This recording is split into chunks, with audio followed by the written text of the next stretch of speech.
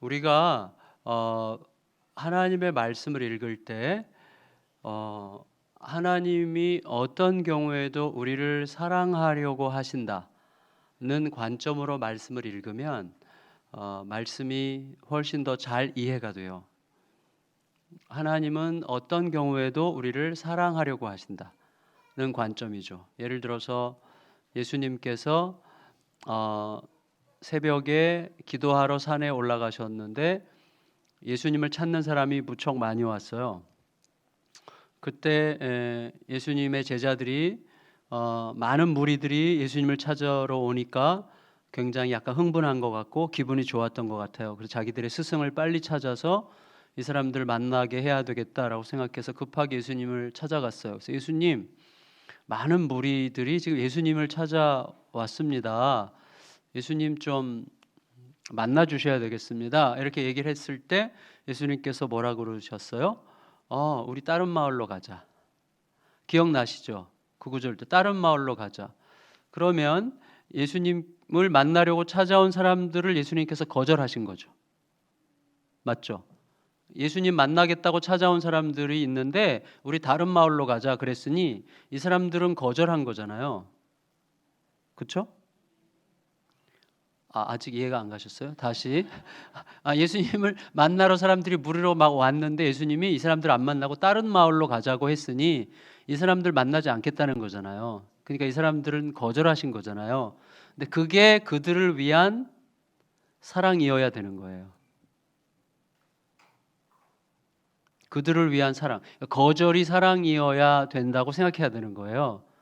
그래서 제가 그걸 가지고 굉장히 씨름을 하다가 무릎을 딱 치면서 그렇게 이해하게 됐어요. 무슨 말이냐면 저희 교회가 학교를 이제 한다고 그랬잖아요. 대안학교를 하는데 점심시간에 이제 아이들이 밥을 먹고 저도 이제 가끔씩 이제 교회 식당에 가서 아이들이랑 같이 밥을 먹으면 아이들이 참 예뻐요. 그리고 어떤 애들이 이렇게 초대하고 싶은 애들이 있어요. 그래서 야, 너 밥 먹고 목사님 방에 와. 왜요? 그냥 놀러 와. 얘기 좀 하게. 그러면 네. 그리고 이제 애들이 밥 먹고 찾아와요. 한 4-5명 이렇게 와요. 그러면 너무 예뻐서 제가 초대한 거예요. 너무 사랑스러워서. 그래서 이제 얘네들한테 그동안 여기저기 좀 꼽을 쳐뒀던 간식을 꺼내가지고 이렇게 줘요. 애들이 깜짝 놀라면서 이렇게 생긴 간식도 있었어요? 이런 간식도 있었어요? 그러면서 이제 막 맛있게 먹고 가면서 다 싸갖고 가. 그래서 얘들이 다 이제 싸갖고 가요. 그러면 얘네들이 가만히 있지 않아요. 그렇죠. 그러니까 얘네들이 너무 저랑 같이 만나면 제가 초대를 해서 왔고 저의 초대를 받아서 왔는데 생각지 못했던 간식을 만나서 너무 행복했죠. 그래서 얘네들은 저를 좋아하게 돼요. 다시 말하면 이 아이들이 생각지 못했던 간식을 먹음으로써 그 간식이 이 친구들이랑 저를 맺어준 도구가 됐죠. 그래서 간식이 도구가 되어 이 친구들과 저를 친구로 맺어줬어요. 그래서 그러고 나면요, 그 친구들은 서로 앞으로 이렇게 복도에서 만나면 목사님 그러고 오고 막 안아주고 막 이렇게 반갑게 지낸단 말이에요. 그러니까 그 간식이 이 아이들이랑 저를 맺어주는 도구가 됐죠. 그 간식 덕분에 친구가 됐어요. 그렇죠? 근데 얘네들이 간식 가지고 이제 나가서 막 이 친구 저 친구 주고 막 얘기하는데 가만히 있지 않고 막 자랑하고 다니죠. 예수님께서 병자들을 치료하신 다음에 조용히 해라, 말하지 말아라 해도 소용없죠. 다 말하고 다니죠. 얘네들 똑같아. 야, 니네 간식 받은 거 아무한테도 얘기하지 마. 그거 말 안 할 수가 없어요. 저절로 말이 나오게 되어 있어요. 애들이 막 말하고 다닌단 말이에요. 그러면 그 다음 날 쉬는 시간에 제가 초대하지도 않았는데 애들이 와. 네, 문을 두드려. 그래서 문을 열면 얘네 뭐라 그래요? 목사님 간식 줘요. 그러죠. 그러면 첫 번째 제가 초대한 아이들과 두 번째 그 얘기를 듣고 온 아이들은 질적으로 다른 아이들이에요. 무슨 말이냐면 어제 제가 초대했던 아이들은 제가 사랑스러운 마음으로 초대해서 간식을 함께 먹음으로 간식 덕분에 친구가 됐는데 얘네들은 간식 먹었다는 얘기를 듣고 와서 간식을 사랑해. 그래서 간식을 먹기 위해 저를 사용하려고 온 거예요. 맞죠? 네, 그러니까 갑자기 어제 아이들은 간식 덕분에 우리 사랑하는 사이가 됐고 오늘 온 아이들은 간식을 사랑하기 위해서 저를 사용하는 아이들이 온 거죠. 신앙생활이 매우 유사해요. 다시 말하면 예수님께서 기꺼이 사랑으로 고쳐준 사람들이 있는데 이 사람들 말고 이 사람들의 말을 들은 사람들이 다 그런 건 아니지만 그 다음에 예수님께 오는 사람들은 예수님을 사랑하는 사람이 아니라 예수님을 사용하는 사람들이 올 수 있는 거예요. 그래서 우리들의 신앙생활에서 늘 물어야 되는 게 있어요. 저도 제 자신에게 지금도 여전히 묻고 있고 물어야만 하는데, 나는 하나님을 사랑하는 사람인가? 나는 하나님을 사용하는 사람인가? 내가 원하는 복을 얻기 위해서, 내가 원하는 어떤 것을 이루어내기 위해서 하나님의 팔을 비틀어서 내가 새벽 예배도 그렇게 열심히 했고 열심히 이렇게 봉사했고 이렇게 했고 이렇게 했고 이렇게 했는데 나한테 이룰 수 있습니까? 라고 말하는 것은 무슨 뜻이죠? 우리가 냉정하게 말하면 빚 갚으세요 그 말이죠. 내가 그동안 어떻게 했는데 하나님 나한테 이루실 수가 있어요? 그 말은 무슨 말이에요? 하나님 빚 갚으세요 그 말이죠. 다시 말하면 그동안 내가 했던 모든 것들은 사랑이 아니라 투자였죠. 억울하시죠? 갑자기 막 억울하려고 그래요? 그렇지 않죠. 근데 이거는 우리가 그 사랑의 그 기쁨, 그러니까 하나님과의 관계 속에 사랑의 기쁨을 제가 그리로 가자는 거예요. 지금 사랑의 기쁨으로 가자. 그러니까 하나님을 진실로 사랑하게 되면 하나님 다 잃어도 아무 상관이 없어요. 나를 위해 목숨 걸고 나를 사랑하신 그 사랑을 깨달으면 내가 다 잃은들, 이 땅에서 뭘 이루지 못한들, 이 땅에 성취하지 못한들, 그게 뭐가 대수겠어요. 여자가 난 사람 중에서 세례 요한보다 뛰어난 자가 없다고 하시면서 뭐라고 그러셨어요? 그러나 하나님의 나라에서는 가장 작은 자도 세례 요한보다 크다 그러셨어요. 그 나라를 우리에게 주신 그 은혜를 우리가 묵상하고 생각하고 그 어떤 하나님이 주신 영원한 생명의 어떤 그 배수진이 내 속에 딱 있으면 뭐 잃어도 괜찮은 거고 내 이름이 뭐 짓밟혀도 상관이 없는 거예요. 제가 약간 과장하고 있지만 사실은 그게 우리에게 굉장히 중요한 거예요. 우리가 지금 그 길로 지금 차근차근 가고 있는 중이에요. 그 길로 가지 않으면 신앙생활이 굉장히 피곤합니다. 그러니까 내가 조금 잘못하면 벌 받을 것 같고 조금 잘하면 우쭐거리는 거예요. 그래서 신앙생활에 분기점이 있어요. 분기점. 어떤 분기점이냐면 언제까지 신앙이 자라냐면 우리 아이들이 언제까지 잘 성장하냐면 질문할 때까지 잘 자라는 거예요. 질문할 때까지. 근데 애들이 언제부터 질문을 안 해요, 부모님께. 질문 안 하는 이유는 뭐죠? 나도 내가 알아서 살 수 있어 라고 생각하는 거죠. 근데 사실은 지가 알아서 살 수 없거든요. 근데 지가 알아서 살 수 있을 거라고 생각하는 거예요. 자, 우리 신앙의 분기점이 하나님 앞에 질문이 끊어질 때 끝나요. 우리는 죽는 그 순간까지도 하나님 어떻게 할까요? 아까 장로님께서 기도하신 것처럼 하나님 진짜 지금 내 마음에서 진짜 선장 하나님이신 거 맞나요? 제가 진짜 하나님을 선장으로 모시고 지금 있는 거 맞나요? 제가 지금 이 상황에서 이렇게 지금 반응하고 있고 이 상황에서 이런 태도를 취하고 있는 것은 정말로 제가 하나님을 선장이라고 생각하고 있기 때문에 이렇게 하는 걸까요? 아니면 다른 걸 내가 선장으로 생각하고 있는 걸까요? 라는 질문.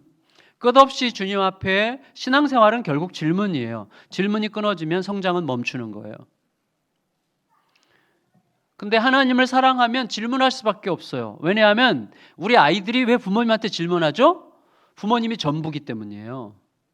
부모가 전부예요. 근데 부모가 전부가 아니라는 사실을 늦게 어느 순간부터 컴퓨터 네이버 선생님이 더 잘 알고 뭐 친구들이 더 많이 가르쳐 주는 것 같아요. 그래서 친구나 컴퓨터에게 물어봐요. 그 다음서부터 그러니까 부모에게 물어보지 않아요. 그렇지만 부모님을 통해서만 배울 수 있는 너무나 소중한 것들은 아직 너무나 많이 남아 있는데 이미 섣부르게 포기하게 되는 거죠. 많은 게 어쩔 수 없어요. 근데 우리가 하나님과의 관계도 굉장히 유사해요. 가만히 들여다보면 아주 유사해요. 꽤 아는 척하고 살아요. 우리가 꽤 이 정도면 충분히 괜찮다라고 생각하고 살고 그 다음에는 뭐 하냐면요, 열심만 내. 그러니까 열심으로 승부를 내려고 그러지 정말 하나님을 더 알아가려고 하진 않아요. 이 정도면 됐다 이거야. 그래서 그 다음부터 뭐예요? 열심을 하면 뭐가 될 거라고 생각하는데 열심히 장사해야 남지 않습니다. 하나님이 하게 하시는 거예요. 그러니까 하나님을 알아가는 거예요. 그래서 신앙생활은 뭐라고요? 질문과 질문을 통해서 하나님이 누구신지를 더 많이 알아가는 게, 그렇게 되면 어떻게 했죠? 하나님을 알아가면 알아갈수록 하나님을 사랑할 수밖에 없어요.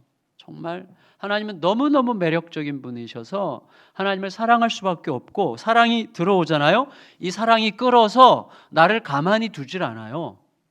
가만히 두질 않아요. 여러분, 어떻길래, 그 사랑이 어떻길래 저기 강남에 사는 어떤 여자 권사님이 화성까지 로켓 타고 화성까지 와가지고 화성에 있는 조그만 시골 교회에 수십억 가는 땅을 알아서 쓰시라고 기증하겠어요? 그거는 불가능한 일이에요. 그 속에 사랑이 그로 하여금 뭔가를 하게 하는 거죠. 뭔가를 하게 하는 거예요. 그러니까 사랑이 하는 것은요, 세상이 감당치 못하는 거예요. 왜냐하면 그 사랑은 배수진을 쳤어요. 어떤 배수진이죠? 영생. 영원한 생명을 담은 사랑이에요. 그러니까 우리들이 인생에서 우리를 겁주고 우리를 두렵게 만드는 극치가 죽음이에요. 질병도 죽음을 느끼게 하기 때문에 두려운 거고, 그리고 어떤 실패도 죽음을 느끼게 하기 때문에 두려운 거예요. 그래서 우리들의 모든 두려움의 극치는 죽음이에요. 그런데 그 죽음도 까불지 못하는 게 영생이에요. 근데 우리는 영생을 얻었어. 그리고 그 영생이라는 배수진을 치고 사랑하는 삶을 사는 거예요. 그러니까 아무리 다 내줘도 하나도 아깝지 않은 놀라운 삶을 사는 존재로 부름받았기 때문에 그게 진짜가 되는 사람들은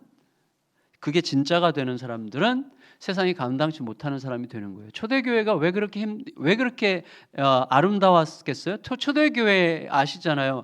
초대교회는 사람들이 지금 우리가 부흥할 수 있는 조건이 하나도 없어 보이잖아요. 부흥할 수 있는 조건이 하나도 없어 보이잖아요. 인구 줄죠, 다음 세대 줄죠, 사람들 각박해졌죠. 여러분, 초대교회 때는 어땠어요? 초대교회는 완전히 미친놈들의 집단, 정신 나간 것들의 집단, 그리고 교회 다니면 잡아 죽이고 때려 죽이고, 그리고 교회에 막 거짓하는 사람들도 많아가지고 감시하는 사람들을 밖에 세워야만 했어요. 예배를 드리면서 아무나 안 들여보냈어요. 교회는 사람들이 애매하게 들어와서 사람들 잡아가고 끌어내고 속이고 교회를 어지럽혔기 때문에 초대교회 때는요, 대문에서 아무나 들여보내지 않았어요. 근데도 폭발적으로 성장했어요. 그러니까 성장할 수 있는 조건은 하나도 없었어요. 정부가 반대하죠. 이웃들이 반대하죠. 미친놈들 취급받았죠. 세상이 도대체 인정할 만한 객관적인 조건들이 하나도 없었던 초대교회예요. 그런데 폭발적으로 성장했어요. 이유가 뭔지 아세요? 영생의 배수진을 친 사랑이 진짜였어요. 그게 어떻게 나타나는 줄 아세요? 로마의 전염병이 돌 때 인구의 3분의 1인가 3분의 2가 죽었어요. 전염병 돌 때. 그 전염병이 끝나고 나서 교회가 엄청나게 부흥했대요. 전염병이 돌 때, 지금 코로나 바이러스 같은 거죠. 전염병이 돌 때 교회는 어떻게 했는지 아세요? 자기네 교회 성도들 중에 아픈 사람, 병약한 사람, 내가 병들더라도 기꺼이 온 힘을 다해서 돌봐줬어요. 그 가정을 청소해주고 깨끗하게 돌봐주고 안전하게 서로가. 여러분, 위생이 깨끗해지면 죽는 사망자 수가 훨씬 줄죠. 그래서 교회 공동체 안에 사망자가 바깥에 있는 사망자보다 너무너무 조금이야. 그리고 이 사람들은 심지어 교회 공동체 밖에 있는 사람들까지도 돌아봤어요. 그러니까 전염병이 뭐죠? 죽음을 느끼게 하는 거죠. 그러니까 죽음을 느끼게 하는 공포 앞에 사람들이 전부 다 어쩔 줄 몰라 할 때 그 전염병이 싹 지나가고 나니까 교회라는 존재가 너무나 놀랍게 반짝거리고 빛이 나고 있었어요. 여러분, 그 사랑을 어떻게 할 수 있어요? 죽어도 괜찮은 마음이 있을 때 그 사랑할 수 있는 거예요. 근데 죽어도 괜찮은 거죠. 왜요? 영생을 실제로 믿었으니까. 오늘날 우리들이 과연 영생을 믿는가? 이렇게 질문할 수 있어요. 왜냐하면 우리들이 살아가는 삶을 보면 영생을 안 믿는다는 게 너무나 분명해 보이는 삶을 살아갈 때가 많아요. 다시 한번 이걸 벗어도 될까요? 지금 제가 열받으려고 하고 있어가지고.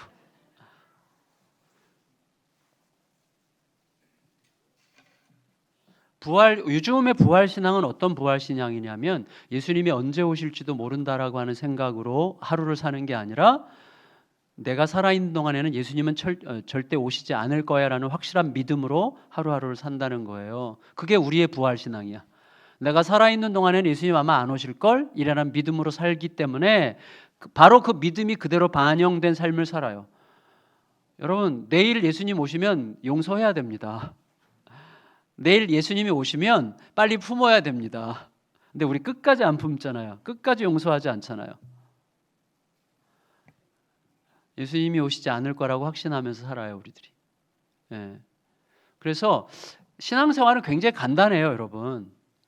제가 여러분에게 전하는 설교가 어떤 분에게 좀 어렵게 들릴지도 모르겠는데 굉장히 간단한 거예요. 딱 한마디로 말하면 이거예요. 우리가 알고 있는 그게 진짜가 되는가? 우리가 알고 있는 그것은 내 눈빛과 내 손발로 진짜인가? 제가 4년 전에는 저희 교회 표어를 이렇게 성도들이 정했어요. 부활이 진짜가 되는 삶을 살게 하소서. 그게 저희 성도들이 정한 표어였어요. 부활이 진짜라면 우리들의 오늘의 삶은 굉장히 달라집니다. 죽어도 사는 게 분명하다면 굉장히 다른 선택을 하게 돼 있어요. 죽어도 사는 게 분명하고 죽어도 산다고 하는 것이 내 온몸의 세포가 믿는 믿음으로 확실하다면 다르게 볼걸요? 다르게 선택할걸요? 다르게 행동할걸요? 그 사람을 다른 방식으로 대할걸요? 그때 그 일을 그렇게 하지 않았어도 됐을걸요? 완전히 다른 방식으로 선택하게 되는 거예요. 진짜라면. 그래서 저는 그거를 말하고 싶은 거예요. 우리가 고백하는 그게 진짜냐 하는 거예요. 그런데 우리는 그렇게 대단한 존재들이 못 돼요. 그래서 연약하기 그지없는데 제가 성경 말씀을 읽을 때 늘 감사한 게 이런 오늘 본문 엘리야 같은 경우, 뭐 여호수아 같은 경우 이렇게 볼 때 참 감사한 이유는 이렇게 찌질해. 엘리야도 좀 찌질해요. 여호수아도 겁쟁이야. 뭐 대단한 믿음의 사람 같아. 그래서 저는 성경이 그렇게 믿음의 영웅이라고 일컬어질 만한 사람들이 얼마나 찌질한지를 보여줌으로써 우리를 위로해주는, 제가 금요일마다 모이는 모임이 있는데요. 큰숲 모임이라고 지금은 안 하고 있는데 10년을 모였어요. 그 모임에 아주 기라성 같은 유명한 목사님들이 이제 몇 분 모이고 또 아주 정말 활동적인 분들이 많이 거기 모이시는 모임이야. 열 몇 명이 같이 지난 10년 동안 금요일마다 아침 7시부터 10시까지 3시간씩 모여서 제가 그 모임을 매우 사랑했었는데 사랑한 이유는 하나밖에 없어요. 이제 한국 교회 앞에서는 참 대단한 분들 이름만 대면 와 그럴 분들인데 실제로 우리 거기서 하는 얘기는 별거 없어요. 그냥 부부싸움한 얘기, 뭐 애들 때문에 고생하는 얘기, 뭐 이렇게 그냥 우리들의 찌질한 얘기를 하는 공동체야. 밥 먹고 매 하는 얘기가 그런 얘기예요. 근데 그 얘기를 솔직하게 말할 수 있는 곳이 있다는 게 굉장히 중요해요. 우리의 좀 초라함, 우리의 보잘것없음, 우리의 누추함, 내가 얼마나 별 볼 일 없는 인간인지. 저도 우리 성도들에게 자주 얘기해요. 여러분이 지난 한 주간 동안 제 속에 들어와서 제 마음속에서 저와 함께 살았다면 오늘 대부분이 교회 안 왔을 거예요. 이렇게 제가 얘기합니다. 제 속에 얼마나 더러운 인간적인 욕망스러운 자기중심적인 생각들이 얼마나 드나드는지 여러분 모르실 거예요. 우리는 뭐 대단한 존재들이 아니에요. 그냥 사람이에요. 죄인, 사람이에요. 그래서 제가 그 모임을 매우 좋아하는 이유는 별 볼 일 없어요.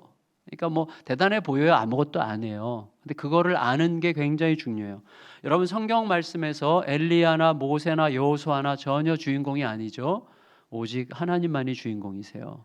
그래서 성경 말씀을 읽을 때 제일 중요한 포인트는 하나님이 누구신가, 예수님이 누구신가를 찾아가는 게 성경 말씀을 읽는 가장 중요한 포인트예요. 어떻게 했더니 이 사람이 성공했더라, 그런 건 그렇게 중요하지 않아요. 여러분 어떻게 했더니 성공했더라 아무 소용 없어요. 그 사람은 됐어도 나는 안 돼요. 또 됐어도 그게 정말 잘 된 건지 아무도 몰라.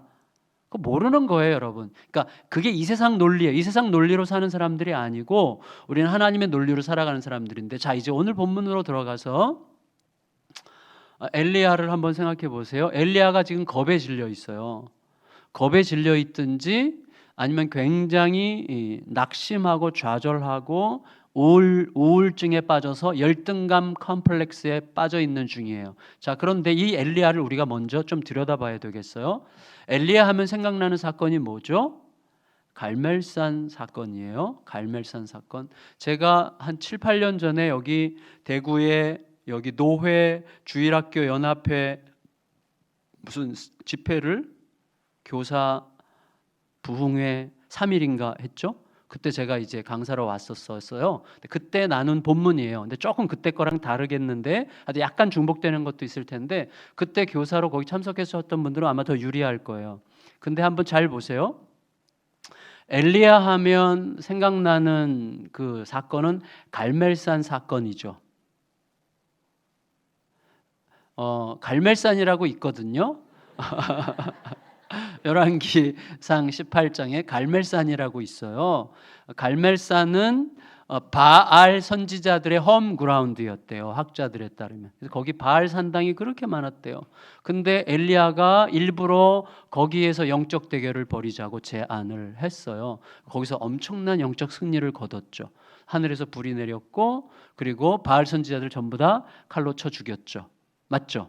자, 그래서 이제 엘리야가 영적인 대성공을 했어요. 근데 엘리야가 아합 왕에게 갈멜산 영적 전쟁을 제안했을 때 엘리야는 이미 목숨을 걸고 그런 제안을 했었던 거죠. 왜냐하면 열왕기상 17장, 18장 이렇게 보면 아합 왕이 엘리야를 엄청 죽이고 싶어 했어요. 이 자기 아합 왕의 마누라가 누구죠?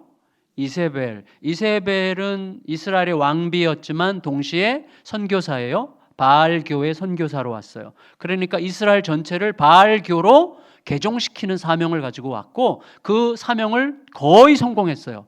그래서 엘리야만 잡아 죽이면 거의 이제 이스라엘 안에는 여호와 선지자 하나도 없을 거라고 확신하고 엘리야 마지막 남은 엘리야 죽이는 게 그들의 마지막 필사의 사명이었어요. 그래서 엘리야를 잡아 죽이려고 막 해외 외국에까지도 스파이를 보내가지고 엘리야 이렇게 생긴 인간 있으면 나한테 좀 알려달라고 부탁할 만큼 아합 왕이 엘리야를 죽이려고 그렇게 혈안이 되어 있었어요. 그런데 그런 아합 왕에게 나와서 엘리야가 갈멜산 영적 전쟁을 벌이자고 제안을 했던 거예요. 그러니까 그런 상황에서 엘리야가 목숨을 걸지 않으면 할 수 없는 일을 했던 거죠. 목숨을 걸었어요. 자, 이거 잘 들으셔야 됩니다. 그러니까 목숨 걸고 헌신했고 헌신의 결과가 아름답게 나왔어요. 그래서 불이 내렸고 갈멜산에서 바알 선지자들 전부 다 처단시켰어요. 맞죠? 맞죠? 그런데 엘리야가 갑자기 도망을 쳐요. 여러분 19장 1절 2절 한번 같이 읽을까요? 19장 1절 2절 시작. 아합이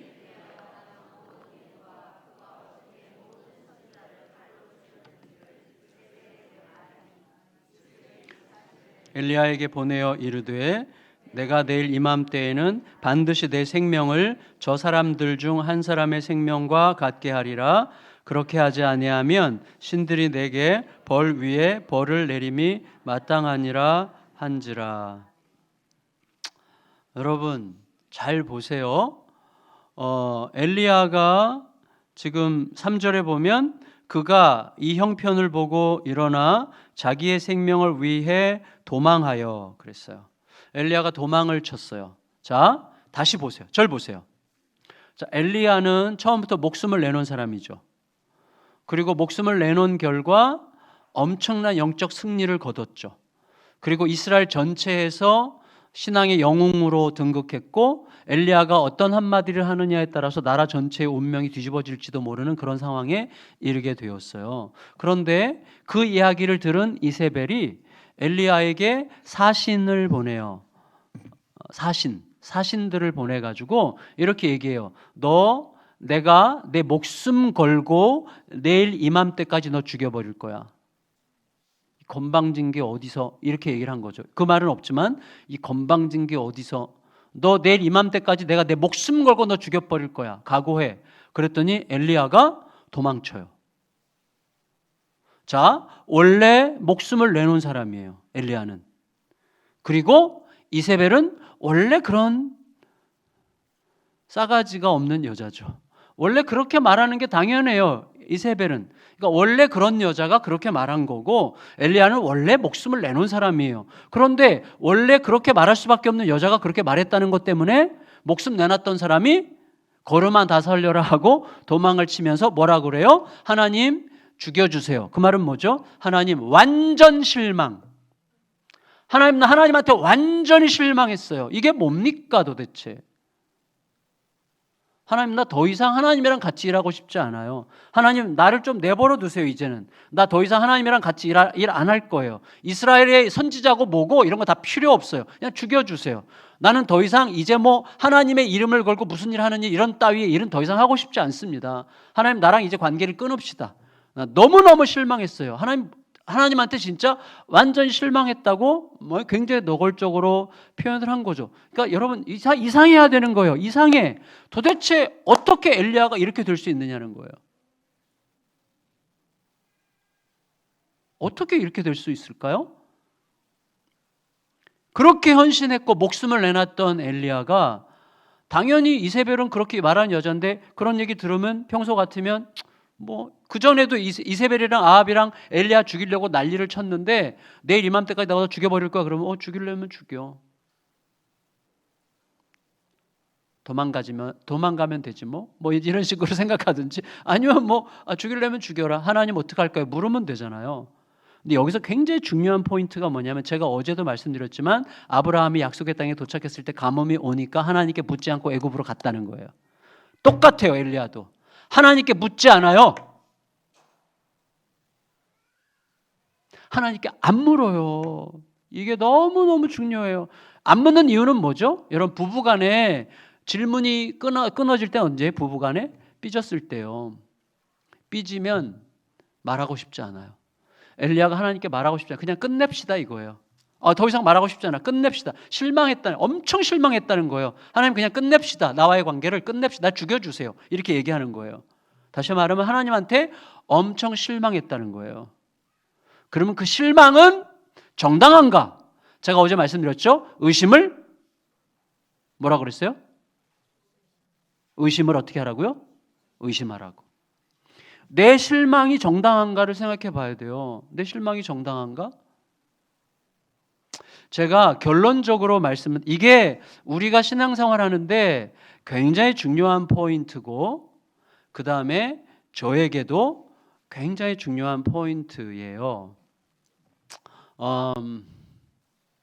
저에게 몇 번의 전환점이 있었는데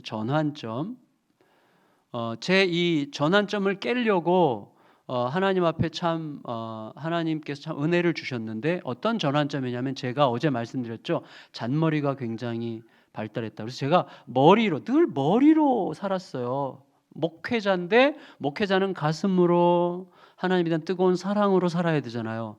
늘 근데 여기가 이게 너무 싫었어요. 저는 왜 이렇게 너는 머리가 도니? 그래서 조금 뭐가 있으면 막 잠을 못 자고 막 신경 쓰고 막 이게 너무 힘든 거예요. 그래서 이거를 아무래도 안 되겠다. 나 이래서는 진짜 목회를 못 하겠다. 나도 믿음의 사람들처럼 진짜 살아보고 싶다. 아무 생각 없이 그냥 믿음, 아무 생각 없이 신앙생활은 생각을 많이 해야 되는 거예요. 그렇지만 이런 쓸데없는 생각 말고 잡다한 생각 말고 그냥 해야 될 생각을 하면서 담대하게 믿음으로 살고 싶다. 그래서 제가 한 게 뭐냐면 믿음으로 산 사람들의 전기를 읽고 흉내를 내기 시작했어요.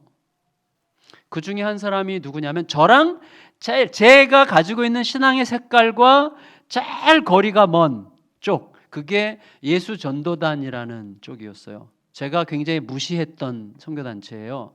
여기 지금 예수전도단 관계되신 분 계실지 모르겠어요. 지금은 제가 예수전도단을 참 존중하고 저희 교회 예수전도단의 독수리 학교라는 프로그램이 저희 교회 안에 있을 정도로 인정을 하는데 그때는 제가 되게 우습게 생각했어요. 거기는 하나님의 음성 듣기 너무 간지러워 이런 게 하나님의 음성 듣기 그리고 거기 사이비 이단 같이 들리기도 하고 또 하나님과 함께 동행하는 삶 뭐 치유, 회복 뭐 이런 쪽을 굉장히 강조하는 쪽이어서 나랑은 좀 안 맞다 생각을 했는데 어떤 선교사님이 그 선교단체의 창립자가 로렌 커닝햄이라는 분인데 그분이 쓴 책 3권이 있어요. 교과서 같은 책인데 내 신을 벗으라, 벼랑 끝에 서는 용기, 하나님 정말 당신이십니까? 뭐 이런 책들이에요. 그런 책 3권을 저에게 선물해주고 선교지를 가셨어요.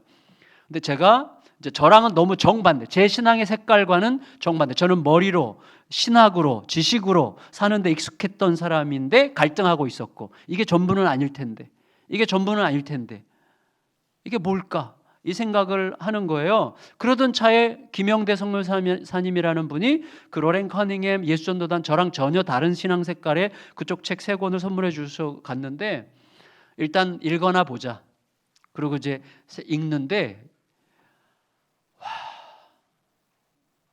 완전 재밌어요. 책이 너무너무 재밌어요. 그 3권이 너무 재밌어서 3일 만에 3권을 다 읽었어요. 너무 재밌어서. 그리고 마지막 3번째 책을 딱 덮으면서 저의 결론, 진짜 구라가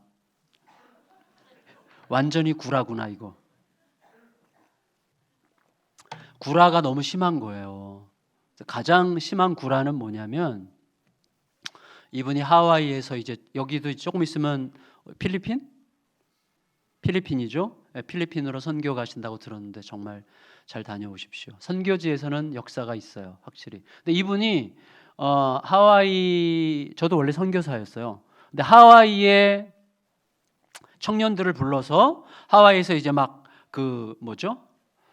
이제 전도 활동을 하고 했는데 전도 활동 하나로 돈을 다 쓰고 이제 음식도 다 떨어졌는데 점심때가 됐는데 배는 고픈데 돈도 없고 먹을 것도 없고 배에선 꼬르륵 소리가 나고 그 많은 청년들 데리고 뭘 어떻게 할 줄 모르겠는 거예요. 밥 먹을 때가 됐는데 먹을 건 없고 돈도 떨어졌고 이분들은 항상 믿음 선교를 한다. 주시는 만큼 먹는다 이거거든요. 주시는 만큼 먹는다. 근데 주신 게 없어. 그러니까 돈도 없고 먹을 게 없고 그런데 배는 고프고 그러니까 그래도 우리가 할 수 있는 건 있다. 뭐가 있어요? 찬양은 할 수 있다. 찬양은. 그래가지고 방파제를 걸으면서 막 찬양을 막 불렀대요. 찬양을. 방파제를 찬양하면서 막 부르고 가는데 갑자기 바다에서 물고기 떼가 막 방파제 위로 막 뛰어 올라와가지고 방파제로 막 물고기가 뛰어 올라와서 그냥 입술에다 초장만 바르고 이렇게 입만 벌리면 돼. 뭐 그 정도는 아니지만 그 물고기들이 뛰어 올라가지고 이 고기들을 잡아서 구워 먹었다는 거예요. 야, 진짜 이러니 내가 이런 신앙을 안 좋아하지. 이게 뭐 장난하는 거야, 뭐야? 그랬는데 확인하고 싶어서요. 마침 정말 그때 럭키하게도 마침 저희 막내 처제가 결혼해서 호놀루루에 살고 있었어요. 1999년, 2000년 그때인데 호놀룰루에 살고 있었어요. 그래서 이제 휴가를 2주를 휴가를 냈어요. 교회에서 휴가를 내고 그때 충현교회를 다니고 있을 때인데 휴가 내가지고 갔어요. 가서 짐 딱 풀자마자 거기서 또 호놀룰루에서 비행기를 또 타야 돼요. 비행기 타고 빅 아일랜드라는 코나 섬이라는 데를 가서 이제 로렌 커닝햄 사는 곳으로 확인하러 간 거예요. 근데 뭐 저 같은 애숭이 젊은 목사가 간다고 만나주나요? 또 이분은 이미 안 계시고 전 세계로 강의하러 다니시기 때문에 못 만났고 거기 가서 한 일주일 지나면서 그분들 친구 얘기 듣고 막 이렇게 얘기 들으면서 이제 다시 처제네 집에 왔는데 그때 생각이 나가지고 처제한테 물어봤어요. 처제가 미항인데 야 미항아, 저희가 이제 어릴 때부터 같이 자랐어요. 같은 교회에서.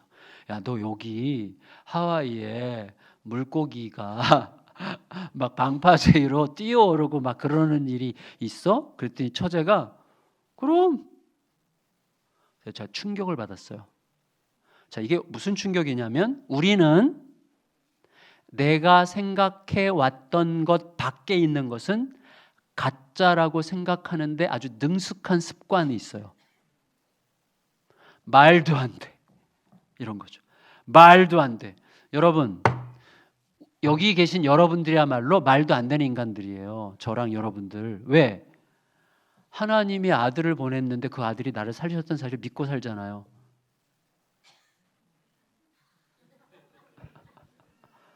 말도 안 되는 인간들이에요, 우리들이.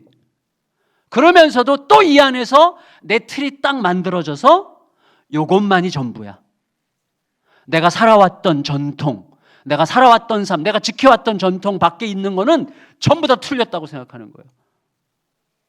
무서운 거예요. 우리들이 그런 습관이 있어요. 정말 무서워요. 그게 프레임이라고 해요. 프레임. 저희 둘째 딸이 어제 말씀 둘째 딸이 6살 때 햇반을 사갖고 오면서 엄마 아빠한테 뭐라 그랬는지 아세요? 몇 개로 만들었는 줄 알아? 이 햇반? 몰라. 몇 개야? 2,000개야. 그래? 줘봐. 써 있더라고요. 자세히 보시면 햇반에 자세히 보시면 2,000쌀밥 이렇게 써 있어요. 그 2,000개 쌀로 만든 밥이에요. 저희 6살짜리 딸이 경기도 이천이라는 개념이 없어요. 머리에. 숫자 2,000만 알아. 그러니까 2,000 쌀밥이라는 단어를 볼 때 100% 해석되는 거예요. 2,000개 쌀로 만든 밥이라고 완벽하게 해석되는 거지만 틀렸죠. 똑같아요. 걔만 그런 게, 우리도 다 그래요. 우리가 얼마나 많이 경험했어요. 우리가 얼마나 대단해요. 우리가 얼마나 많은 지식을 가졌겠어요? 이 넓은 세상에서 우리가 가진 거는요, 이만큼이에요. 근데 그 경험에 갇혀가지고 그 밖에 있는 것들은 다 틀렸다고 생각하는 거예요. 틀렸다고. 대구에서 이렇게 구두발 신고 강대상에 올라오는 이런 교회는 별로 없어요. 여러분은 틀을 깬 거예요. 이미 한편 틀을 깨기 시작한 거죠. 저는 이거는 그냥 보통 일이 아니라고 생각해요. 왜냐하면 진리가 아닌 건데 붙들므로써 비로소 내가 진리 안에 있는 것처럼 느끼는 게 굉장히 많거든요. 제가 그랬어요. 제가 무슨 바다에서 물고기가 뛰어올라, 미쳤어. 구라도 진짜 이런 구라가 어딨어. 그래서 제가 덮고 확인하러 안 갔으면 저도 그 생각 가지고 평생 사는 거예요. 근데 하와이를 갔더니 그게 진짜인 거예요. 1년에 몇 번 그런데요. 근데 제가 그때 그래서 동영상까지 봤어요. 물고기 떼가 막 바닷가 방파제로 막 수천 마리, 수만 마리가 뛰어오르는 동영상 찾아보세요. 있어요. 근데 중요한 건 뭐냐면 하필이면 딱 그때 배고파서 찬송 부르는 1년에 한두 번 있을까 말까 한 그게 바로 그때 벌어졌다는 거예요. 그러니까 하나님의 일이지. 그래서 제가 뭘 했냐면요, 그 책에 있는 걸 한번 똑같이 해보기로 결정했어요. 그 책에 있는 것 중에 똑같이 해보기로 결정한 게 뭐냐면, 이 로렌 커닝햄이라는 이분이 어디 이제 세미나 강의하러 갔다가 중간에 쉬는 시간에 잠깐 커피 마시러 요 길 밖으로 나갔는데 갑자기 이분의 하나님은 그런 하나님이더라고요. 제 하나님은 그런 하나님이 아닌데 그분의 하나님은 그런 하나님이에요. 그러니까 제가 하나님이 넓어져야 되는 거죠. 제 하나님은 그냥 내가 내 생각에 가둔 하나님이에요. 그분의 하나님은요, 내 하나님이랑 다르더라고. 그분의 하나님은 뭐라고 그러냐면요, 그분에게 야, 너 지갑 꺼내가지고 지갑에 있는 돈 다 꺼내서 길에다 던져라. 그러는 말도 안 되는 말을 시키는 하나님이더라고요. 그분의 하나님은. 근데 그분은 그 말을 듣고 그대로 해. 그런 관계도, 그런 이상하고 미친 관계가 있더라고요. 제가 그렇게 한번 미쳐보고 싶었어요. 근데 그때 무슨 일이 있었는가 하면 그분이 지갑을 꺼내서 지갑에서 돈을 다 꺼내가지고 길에다 던졌어요. 근데 조금 있다가 어떤 사람이 걸어오다가 그 돈을 보고 펑펑 울더래요. 왜 그러냐 그랬더니 자기가 너무 오랜 세월 동안 방황을 했는데 정신 차리고 제대로 살고 싶다 결심하면서 막 가는데 돈이 있어서 쉬어보니까 정확하게 집에 갈 차비였다는 거예요. 근데 그 돈은 조금 전에 이분의 지갑에 있던 그 돈이야. 이거 해보고 싶다. 그리고 제가 하나님 말씀하옵소서, 지갑 꺼내라고 그때서부터 한 거예요. 그거를 말씀하옵소서. 근데 속으로 제가 계속해서 기도하더라고요. 주님, 이왕이면 지갑에 너무 많이 안 들었을 때 그래가지고 마침 그때가 2000년이네요. 2000년 제가 충현교회라는 교회에서 섬기다가 안산동산교회로 가을에 옮기는 그 시점인데, 여름에 충현교회에서 청년부 수련회 집회를 제가 인도했어요. 그리고 나서 거기는요, 이 서울은요, 이게 이제 그쪽 지역이 주로 그랬는데 강남 뭐 몇 개 교회 연합해서 뭐 하는 게 있고 그래가지고 어느 교회에서 뭐 설교를 했는데 좀 괜찮았다 싶으면 그때는 CD를 구워가지고 막 쫙 뿌려. 그래서 그 CD가 이제 사랑의 교회로 넘어와가지고 사랑의 교회 대학 1부, 대학 3부, 대학 6부, 청년부 해가지고 막 수련회를 그때부터 막 하고 거의 매주 제가 청년 사역이 시작이 된 거예요. 청년 사역이. 그걸 계기로. 청년 사역을 하는데 사례비가 계속해서 이제 모으는 거죠. 하나님 말씀하옵소서 그러는데 솔직히 하나님께서 이미 말씀하셨는데도 불구하고 내가 못 들었는지도 몰라요. 하도 듣는 습관이 안 돼 있으니까. 듣는 습관, 제가 들음이죠 오늘. 듣는 습관이 안 돼 있는 거예요. 그러니까 못 들었는 것 같은데 12월 달까지 너무 많이 쌓였어. 듣고 싶지 않아. 너무 많이 쌓여서. 근데 12월 달에 새벽에 기도하려고 딱 교회를 가면요, 김병범 선교사라고 우크라이나 선교사가 있는데, 저희 신대원 동기인데 친하지도 않았고 졸업하고 한 번도 만난 적이 없는 친구인데 12월 달에 기도할 때마다 생각이 나는 거예요. 우크라이나의 김병범 선교사. 기도할 때마다. 근데 며칠 동안 모르다가 어느 날 그때 12월 거의 말이었어요. 거의 마지막에 야, 이건가 보다. 그래서 바로 은행에 가가지고 그 돈을 다 보냈어요.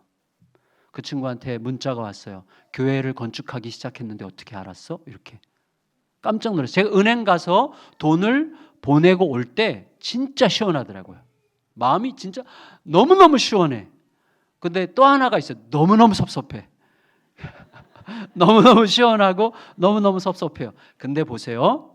그 다음 날이 12월 말일이었는데 이거 완전 진짜. 그러니까 저 같은 사람에게는 이런 일이 없을 줄로 저는 확신하고 살았어요. 그때 저의 이 들음을 통해서 저의 하나님이 다른 하나님이 된 거예요.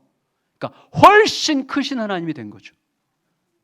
그 다음날 12월 말일에 막 기도하는데 제가 김인중 목사님, 안산 동산교회 담임 목사님이 김인중 목사님이라는 분인데, 그 교회가 이제 막 그때 엄청나게 성장하던 교회죠.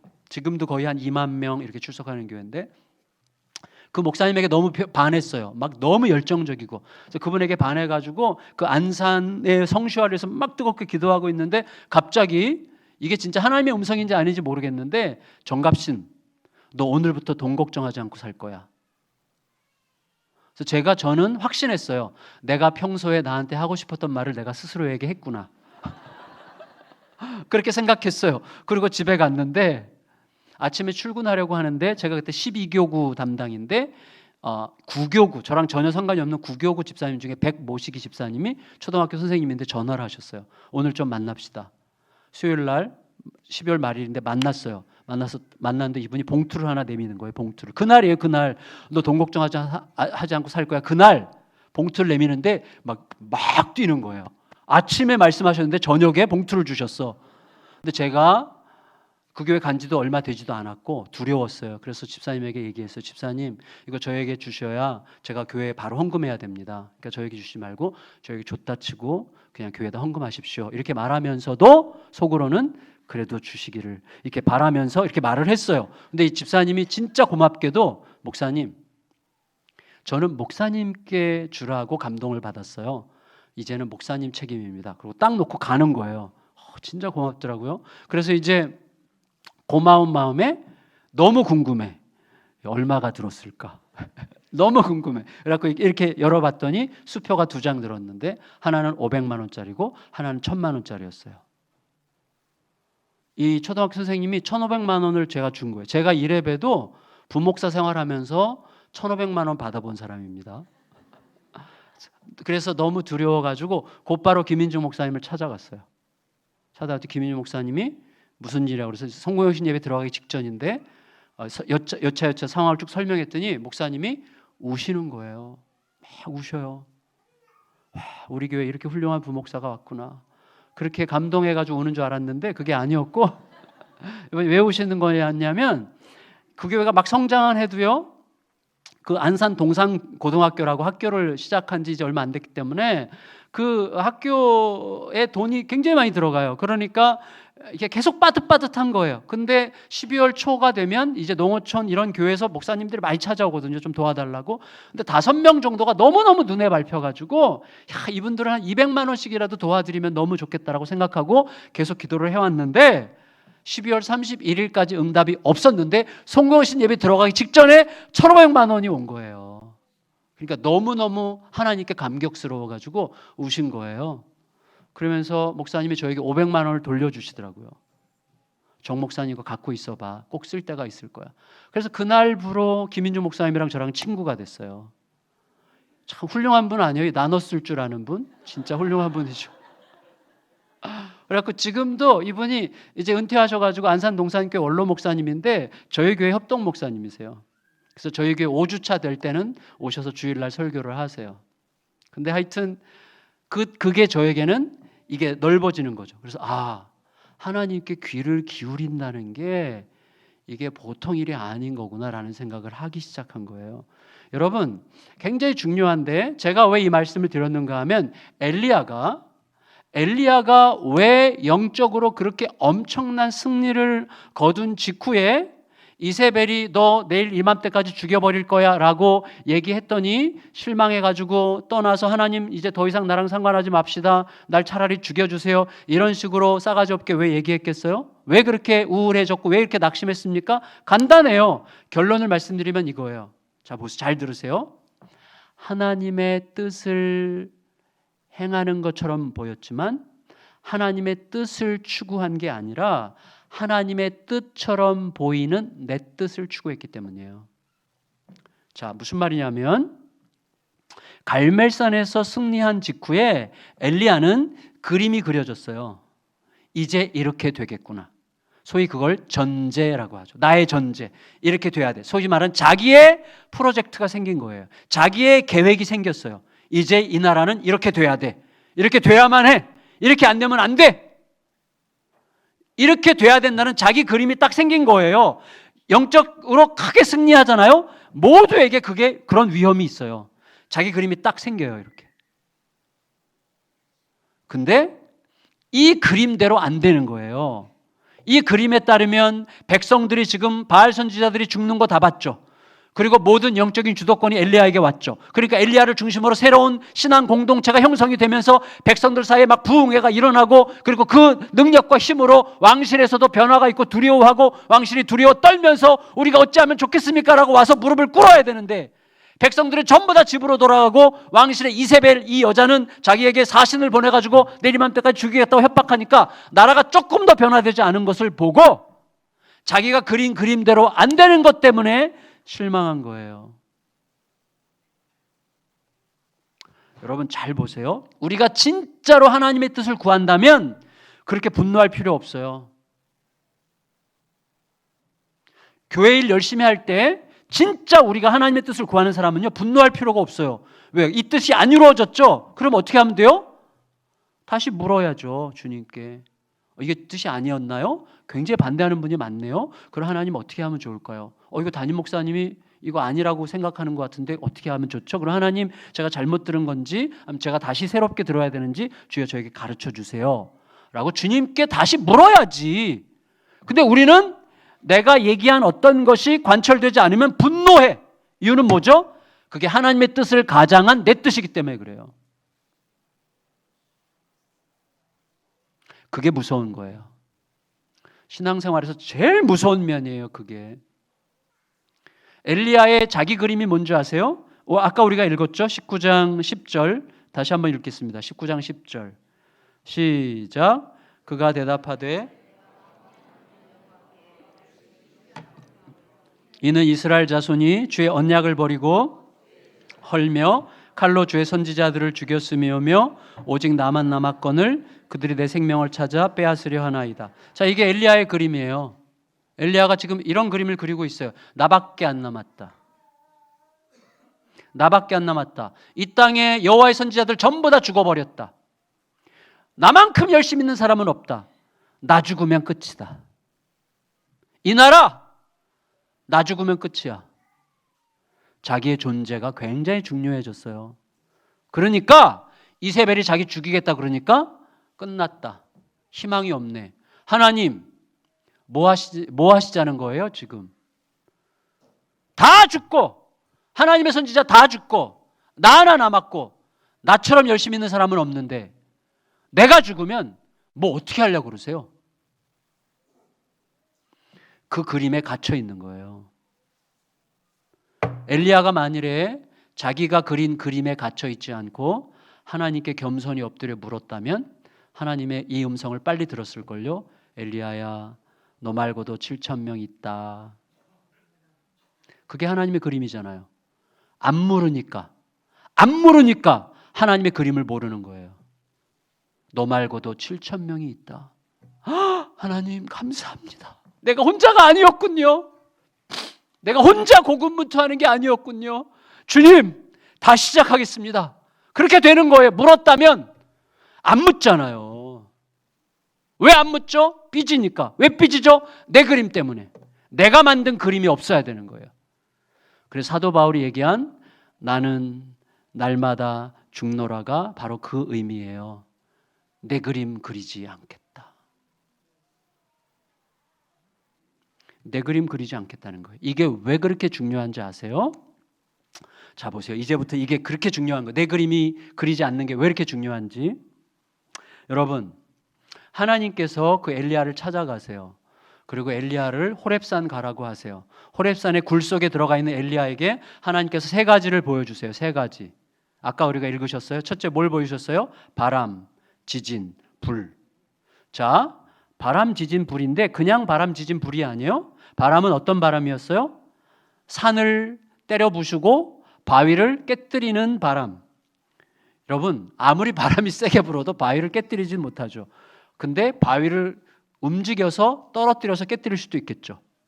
산을 둘로 가르는 바람, 그런 바람은 없어요. 그렇지만 산을 둘로 가르는 바람이 불었는데 팔공산이 둘로 쪼개졌어. 바람 때문에. 팔봉산이에요? 팔공산이에요? 예, 팔공산이 바람에 둘로 쪼개졌어. 그런 바람 불면 여러분 뭐라고 그러겠어요? 와, 세상이 뒤집어졌어. 아니면 세상이 뒤집어지겠어? 이렇게 생각하겠죠. 맞죠? 지진. 뭐예요? 지진은 그 자체로 세상을 뒤집는 거죠. 불. 얼마 전에 갈멜산에서 내려와서 세상을 뒤집어 버릴 것처럼 만들었던 그 불. 바람과 지진과 불. 전부 다 뭐예요? 이 정도면 세상이 뒤집어지겠구나 라고 생각하게 할 만한 그것들을 하나님께서 보여주셨는데 거기에 여호와께서 함께 계시지 않았어요. 엘리야야, 너 이런 그림 그렸지? 이런 엄청난 바람이 불면, 이런 엄청난 지진이 오면, 이런 엄청난 불이 내리면 세상이 뒤집어질 줄 알았지? 나는 세상을 그렇게 뒤집지 않아. 그리고 나서 하나님께서 주신 게 뭐예요? 세미한 소리예요. 세미한 소리가 들렸을 때 엘리야가 어떻게 했어요? 겉옷으로 얼굴을 가렸어요. 다시 말하면 여호와께서 거기 계셨다는 거예요. 하나님의 영광 앞에 겉옷으로 얼굴을 가릴 수밖에 없었어요. 하나님은 그 거대한 사건으로 세상을 변화시킬 생각이 전혀 없으세요. 하나님은 세미한 소리로 한 사람을 바꿔서 세상을 바꾸시는 분이세요. 세미한 소리를 들을 수 있는 사람이 필요해요. 세미한 소리를 들을 수 있는 사람. 그러면 우리가 이렇게 질문해야 됩니다. 왜 세미한 소리일까? 왜 하나님은 좀 알아듣게, 모두가 알아듣게 큰 소리로 말씀하시지 왜 세미한 소리로 말씀하실까? 여러분, 세미한 소리는요, 극도로 고요할 때만 들을 수 있는 소리예요. 문자적으로 말하면 잠자고 있는 바람의 소리라는 뜻이에요. 다시 말하면 바람인데 잠자고 있어. 그러니까 아주 극도로 내 영혼이 고요하지 않으면 안 들려. 근데 하나님은 그렇게 일하시기를 원하세요. 왜 그런지 아세요? 우리 영혼이 시끄러우면 제대로 못 듣든지 혹은 영혼 속에서 극도로 내 영혼 속에서 모든 소리가 다 잠재워져야만 하나님의 뜻대로 행할 수 있는 거예요. 자, 무슨 말인가 하면 하나님께서 큰 소리로 말씀하시잖아요. 그럼 내 속에 다른 어떤 시끄러운 소리들이 있을 때 하나님의 소리가 들어오면 우리 이 두 가지를 뒤섞어. 그래서 예를 들어서 이런 거죠. 내 욕망의 소리도 굉장히 크죠. 욕망의 소리가 굉장히 큽니다. 욕망의 소리가 막 들끓고 있는데 하나님께서 이거야! 그러잖아요. 이게 내 뜻이야! 그러면 우리는 그 뜻 앞에 내 욕망을 내려놓지 않아요. 하나님의 뜻과 내 욕망을 잘 비벼가지고 하나님의 뜻인 것처럼 보이는 내 뜻을 만드는데 귀재들이에요, 우리들은. 꿩 좋고, 꿩 먹고, 알 먹고, 누이 좋고, 매부 좋고를 우리가 쫙 만들어. 순결하게 하나님의 뜻을 쫓지 못해요. 내 영혼이 극도로 고요하다는 건 무슨 뜻이죠? 자, 영혼이 언제 시끄럽죠? 영혼이? 빌립보서 4장 6절에 보면 아무것도 염려하지 말고 오직 모든 일에 기도와 간구로 너희 구할 것을 감사함으로 아뢰라 그러셨죠. 염려가 시끄러운 거예요. 무슨 말이냐면 염려는 뭐예요? 내가 내 자신과 계속 대화하는 거예요. 이렇게 하면 이렇게 되면 어떻게 되지? 저렇게 되면 어떡하지? 이렇게 안 되면 큰일 나는데 저렇게 돼야 되는데 어떻게 이거 어떻게 안 되면 어떻게 이제 망했어 어떻게 하지? 이게 염려예요. 그렇죠? 염려. 자, 염려는 뭐예요? 시끄러운 거예요. 내가 내 자신과 계속 나눠요. 부정적인 방식으로 계속 대화를 나누는 거예요. 그게 염려예요. 근데 왜 염려하죠? 전제가 있기 때문이에요. 내 그림 이래야 돼. 이렇게 안 되면 안 돼. 엘리야가 그렸던 그림처럼 내 그림이 있을 때, 전제가 있을 때 염려가 오고 염려는 시끄러운 거예요. 그런데 이것이 다 내려놔지고 극도로 고요해질 때만 들을 수 있는 소리로 말씀하셔서 하나님은 순전히 하나님의 뜻대로 순종하게 하시는 거예요. 저에게 하나님이 주신 가장 위대한 선물은 우울증이에요. 자, 우울증으로 정신과 치료를 10개월을 받았어요. 그리고 그 10개월 동안 저의 가장 큰 특징은 자살이었어요. 자살 충동이 너무너무 심했어요. 제가 개척하기 전 교회 담임 목회를 하고 있을 때였어요. 너무너무 극심했어요. 그러니까 저는 우울증 환자들을 충분히 이해한다고 말할 수는 없어도 웬만큼은 이해가 가요. 그 고통이 얼마나 큰 고통인지. 그러니까 죽음만이 내가 편할 수 있는 유일한 길이라는 확신이 너무너무 강렬해요. 진짜 너무너무 강렬해요. 근데 하나님께서 어떻게 치료하셨는지 아세요? 말씀으로 치료하셨어요. 말씀. 그래서 그 말씀이 누가복음 6장 26절인데 모든 사람에게 칭찬을 받는 자에게 화가 있도다. 그 말씀이에요. 제가 우울증 걸린 이유는 잠을 못 자면서 시작되는데 잠을 못 잔 이유는 분노 때문이었고 분노한 이유는 내가 원하는 만큼 인정받지 못했기 때문이고 내가 인정받지 못한 이유는 내가 모든 사람들에게 인정받지 않고는 내가 살 수 없다라고 하는 전제가 있었기 때문이에요. 다시 말하면 내 존재가 사람들에게 받아들여지는 게 저의 삶의 목적이었다는 사실을 제가 그때 깨달았어요. 엄청나게 회개했어요. 나 같은 게 뭐라고 예수님보다 더 나은 대접을 받으려고 했을까요? 예수님은 그렇게 수모와 모욕을 당하면서도 십자가를 향해서 그렇게 가셨는데 나는 그렇게 누가 조금 뒤에서 나를 미워하고 싫어한다고 이것 가지고 내가 이렇게 괴로워하다니요. 정말 회개합니다. 주님, 이제부터 저는요 아무에게도 인정받지 않아도 제가 하나님 앞에서 옳은 일을 하면 그것으로 행복한 사람이 되고 싶습니다. 하나님, 제 설교를 아무도 은혜를 받지 못하고 누구도 알아주지 않아도 상관없습니다. 제가 하나님께서 원하시는 말씀을 전하면 그로 충분히 행복한 목사가 되겠습니다. 주님, 저를 그렇게 바꿔주십시오. 그래서 그때부터 제가 고요해졌어요. 그때 제가 알았어요. 내가 왜 이렇게 시끄러웠던가? 간단해요. 내가 폼 잡고 싶었어요. 제가 멋있는 목사라는 말을 듣고 싶었어요. 모든 성도들로부터 우리 목사님 진짜 우리 목사님 진짜 너무 좋아. 가는 곳마다 저를 박수 쳐주는 사람들을 기대했어요. 그걸 완전히 포기하고 나니까 제 영혼이 극도로 고요해지는 거예요. 그리고 그 고요함 속에서 하나님께서 개척의 메시지를 주셨기 때문에 그때 즉각적으로 순종할 수가 있었던 거예요. 여러분, 전제가 있으면 제 전제는 항상 뭐였어요? 인정받아야 돼, 이거예요. 저는요, 제가 6살 때 저희 아버지가 저희 어머니한테 저 녀석은 왜 나가지고 이렇게 생고생을 하고 있어? 라는 얘기를 들어서 그때 제가 복수심을 품었어요. 아버지 입에서 저 녀석 안 낳았으면 큰일 날 뻔했어 라는 말을 내가 듣고야 말리라. 그 복수심으로, 다시 말하면 인정받으려고 하는 열망으로 제가 초등학교 6년을요 진짜 공부를 엄청 잘했어요. 그때는요, 지금부터 초등학생, 지금부터 50년 전, 45년, 50년 전인데 그때 시험 기간에요 코피 터지게 밤 늦게까지 공부했다니까요. 제가 상장이 진짜 이렇게 쌓였어요. 근데 아버지로부터 인정을 못 받았어요. 그래서 중학교 때부터는 다른 방식으로 이제 반항으로, 중고등학교 때 제가 막 패싸움하고 막 안 그렇게 보이죠? 여러분, 두목은 항상 이렇게 조그만 사람입니다. 제 아내가 증인이에요. 제 아내가 증인. 제 아내가 어릴 때부터 저를 봤기 때문에. 생각해 보면. 그러니까 제가 평소에 많은 사람들에게 인정을 받는 방식을 굉장히 잘 개발을 했어요. 이렇게 말하고 이런 표정을 짓고 이렇게 관계를 맺고 이렇게 하면 나를 인정해 주겠지라고 하는 생각으로 너무나 피곤했던 거예요.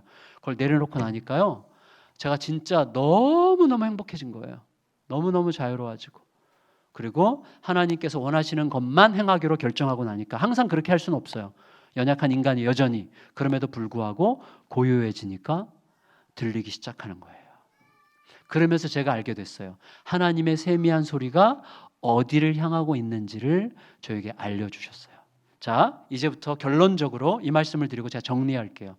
하나님의 세미한 소리를 들으려면 우리 속에 듣고자 하는 마음이 있어야 됩니다. 듣고자 하는 마음은 언제 생기는가? 이때 생겨요. 보세요. 열왕기상 3장에 보면 솔로몬이 기브온 산당에 올라가서 하나님께 제사를 드리죠. 그때 꿈을 꿔요. 잠자다가 꿈속에서 하나님께서 솔로몬에게 이렇게 말씀하세요. 솔로몬아, 내가 너에게 뭐 해주기를 원하느냐? 너가 원하는 거 내가 다 해줄게. 하나님께서 이렇게 얘기하세요. 그랬더니 솔로몬이 하나님 이거 해주세요라고 얘기하지 않아요. 내가 너에게 뭐 해줄까? 말해라. 그랬더니 솔로몬이 제일 먼저 하나님, 저희 아버지는요 성실과 공의와 정직으로 행하던 사람이고 주 앞에서 주와 함께 행하던 사람입니다. 이렇게 얘기해요. 다시 말하면 내가 너에게 뭐 해줄까? 그랬더니 하나님, 저희 아버지는 이런 사람입니다. 이렇게 얘기했어요. 자, 그 말은 무슨 말이냐면 솔로몬이 왕이 된 다음에 내가 어떤 왕이 돼야 되겠는가를 끝없이 고민했다는 뜻이에요. 우리 아버지 같은 왕만 되면 된다. 그럼 아버지는 어떤 왕이었는가? 아버지의 왕으로서 아버지를 생각해 보니까 성실과 공의와 정직이야. 그럼 아버지가 성실과 공의와 정직으로 왕이었기 때문에 이 나라가 40년 동안 그래도 평화를 누렸어.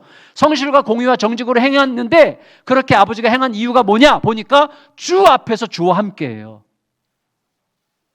하나님 앞에서 하나님과 함께 있었기 때문에 성실과 공의와 정직으로 행했다는 것을 깨달았어요.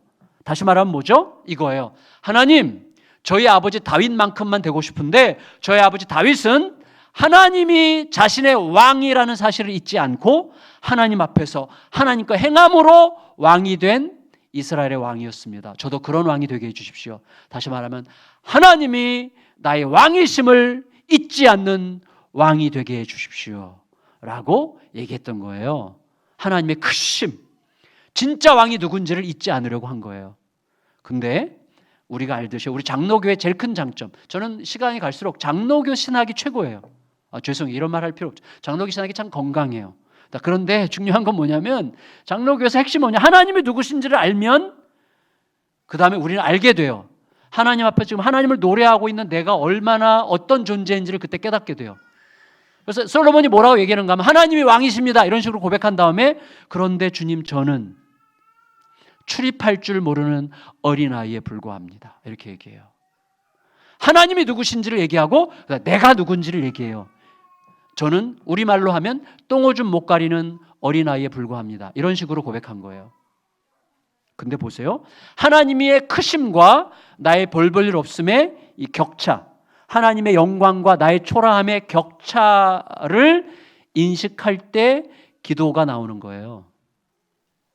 기도는 진짜 기도 제목이 거기서 나와야 돼요. 무슨 말이냐면 우리의 기도의 많은 경우는 하나님이 누구신지를 모른 채 하는 기도야. 우리들의 많은 기도는 내가 누군지 모른 채 하는 기도예요. 자, 무슨 말인가 하면 우리들의 많은 기도는 안 해도 되는 기도예요. 하나님이 누구신지를 안다면, 하나님이 누구신지를 제대로 안다면 그 기도 안 해도 되는 기도가 굉장히 많습니다. 내가 진짜 누군지 안다면 그 기도 안 해도 되는 기도가 많아요. 내가 진짜 누군지 안다면. 예를 들어서 이런 거예요. 하나님께 용서하라. 용서해. 그러면 우리는 가서 용서하면 되는 거예요. 근데 그때부터 우리는 뭐라고 기도하는 줄 아세요? 하나님, 용서할 힘을 주시옵소서. 하나님, 용서할 힘을 주시옵소서. 그래요. 아니, 가서 용서하면 되는데, 용서한다라고 말하면 되는데 용서할 힘을 주시옵소서. 용서하기 싫어가지고, 두려워가지고 용서할 힘을 그리고 끝내 용서 안 해. 그리고 뭐라 그래요? 그렇게 기도를 해도 용서할 힘을 안 주시대. 많은 기도가 할 필요가 없는 기도예요. 하나님이 누구신지를 제대로 알면, 그리고 하나님이 누구신지를 제대로 알고 내가 누군지를 제대로 알면 그제서야 진짜 구해야 될 게 뭔지 알아요. 그래서 솔로몬이 이렇게 얘기해요. 하나님이 진짜 왕이십니다. 저는 출입할 줄 모르는 어린아이에 불과합니다. 그러므로 저에게 필요한 것은 듣는 마음입니다. 그렇게 기도하는 거예요. 솔로몬이 최대의 기도가 듣는 마음이었어요. 듣는 마음만 있으면 다 된다고 확신했어요.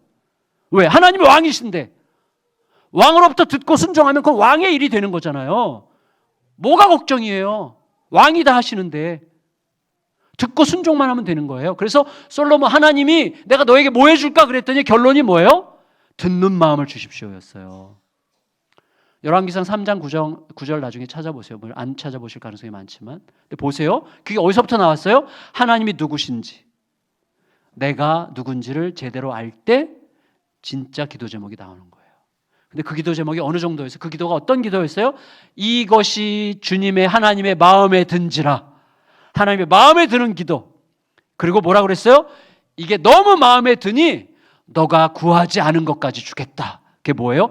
부와 귀와 영광을 주겠다. 부귀 영광을 너에게 주겠다 그러신 거예요. 솔로몬이 부귀 영광을 누린 이유가 뭔지 아세요?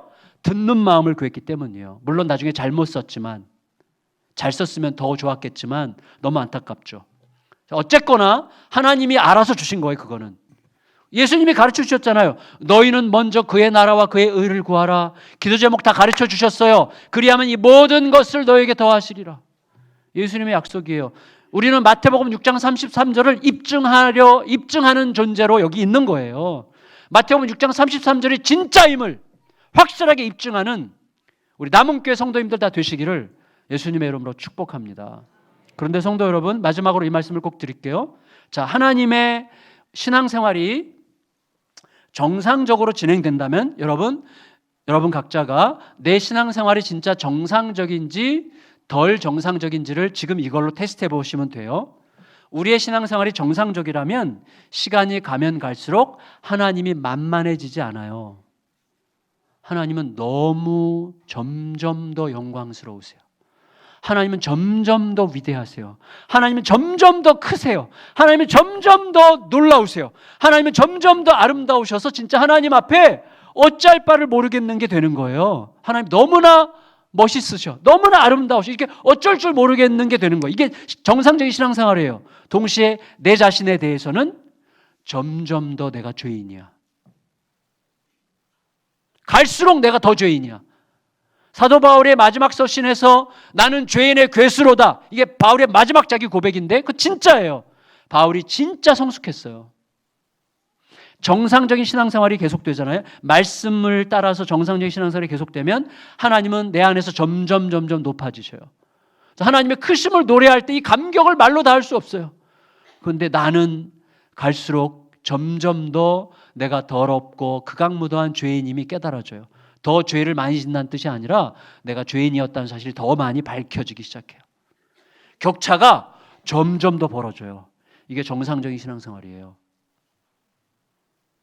하나님은 점점 커지시고 나는 점점 초라한 존재로 드러나요.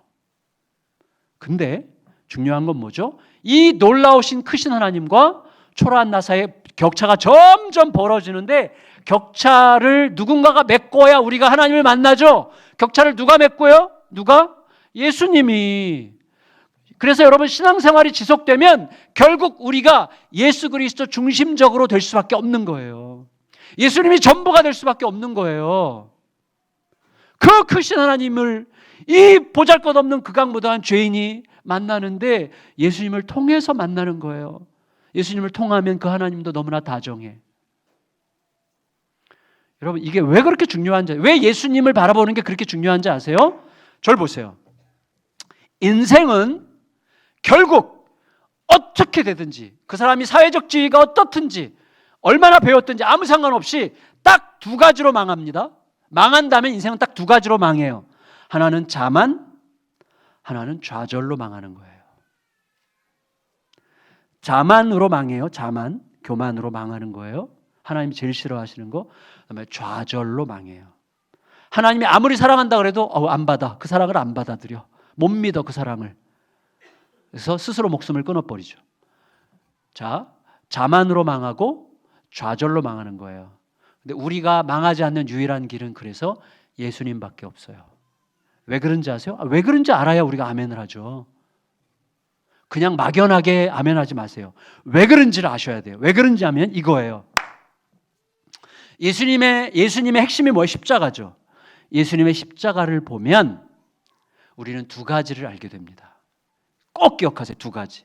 저를 따라하세요. 좀 유치하지만 따라해 주세요. 예수님 십자가 가르치는 두 가지인데 첫 번째가 이거예요. 나는, 큰 소리로, 나는 내가 생각하는 것보다 훨씬 나쁜 놈이다.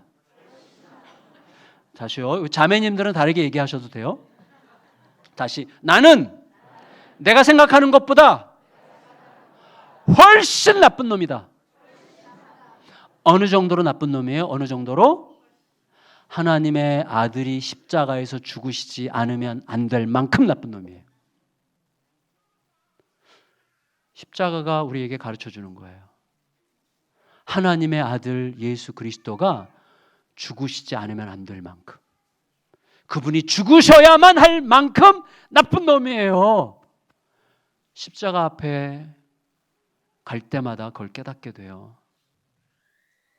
어떻게 자만할 수 있어요, 우리가? 여러분, 십자가를 얘기하면서 어떻게 자만할 수 있어요? 십자가를 이야기하면서 자만하는 사람은 아직 십자가 앞에 안 섰다는 뜻입니다. 절대 자만할 수 없어요. 내가 하나님의 아들 예수가 십자가에서 죽으시지 않으면 안 될 만큼 나쁜 놈인데 뭘 근거로 자만할 수가 있겠어요, 우리가? 그래서 우리가 사람들이 우리 뒤에서 험담하고 다닐 때 엄청 기분 나쁘잖아요. 제가 그랬대, 박 집사가 저랬대, 정 대리가 뭐 이렇대, 뭐 어쩌고, 이렇게 뒤에서 흠잡고 다닐 때 있잖아요. 그때 우리 막 때려 죽이고 싶잖아요, 솔직히 마음으로. 근데 이제는 십자가 앞에 서면 바뀌게 돼요. 그 사람을 찾아가야 돼요. 찾아가서 한마디 하세요. 좀 아는구나. 나에 대해서 좀 아네? 그 말하기 싫죠? 싫어요. 십자가를 더 깊이 묵상해야 돼요. 십자가를 더 깊이 우리는 십자가를 말하지만 여전히 자존심 붙들고 사는 사람들이에요. 우리 십자가로 안 삽니다. 우리 십자가로 안 살아요. 자존심으로 살아요. 자존심이 죽음보다 강해요. 그래서 뭐라 그래요? 죽어도 못해, 이렇게 얘기하죠. 자존심이 죽음보다 강해. 여러분, 십자가를 붙들고 살지 않아요. 우리는 자존심을 붙들고 살아요.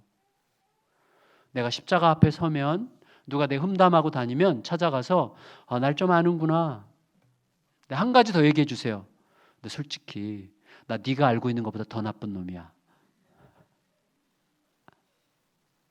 두 번째, 십자가 우리에게 가르쳐주는 두 번째, 따라해 보세요. 나는 내가 생각하는 것보다 훨씬 위대한 사랑을 받았다. 훨씬 위대한 사랑을 받았다. 얼만큼? 하나님의 아들이 십자가에서 죽어주실 만큼. 하나님의 아들이 십자가에서 죽어주실 만큼 사랑을 받았어요. 그러니 우리가 어떻게 좌절할 수 있습니까?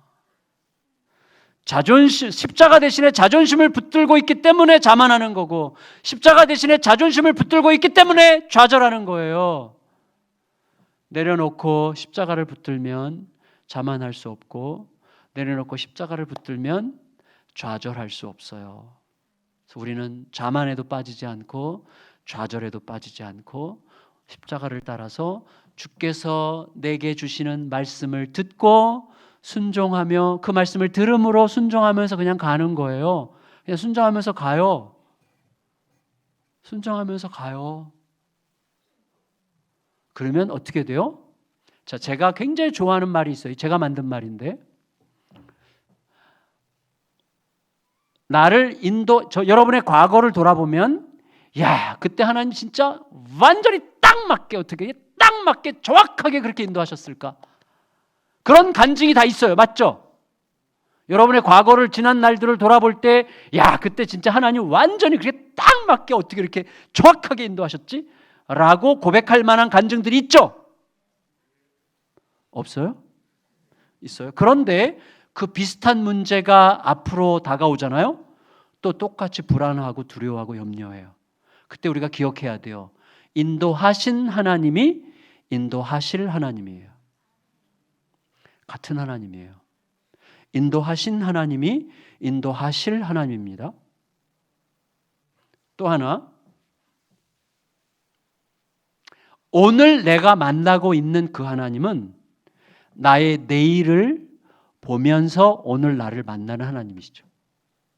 하나님은 나의 내일을 아세요, 모르세요? 나의 내일을 보시는 하나님을 내가 오늘 여기서 만나고 있기 때문에 오늘 그분께 순종하기만 하면 그 순종은 나의 내일을 위한 순종이 되는 거예요. 하나님은 나의 내일을 보시면서 오늘 나와 만나고 계시잖아요. 하나님을 그렇게 이해해야 돼요. 그러면 우리가 내일 일에 대해서 훨씬 덜 두려워하게 돼요. 내가 오늘 주님 앞에 그의 음성을 듣고 있느냐만 중요해요. 오늘 그분의 말씀에 제대로 대답하고 있느냐만 중요해요.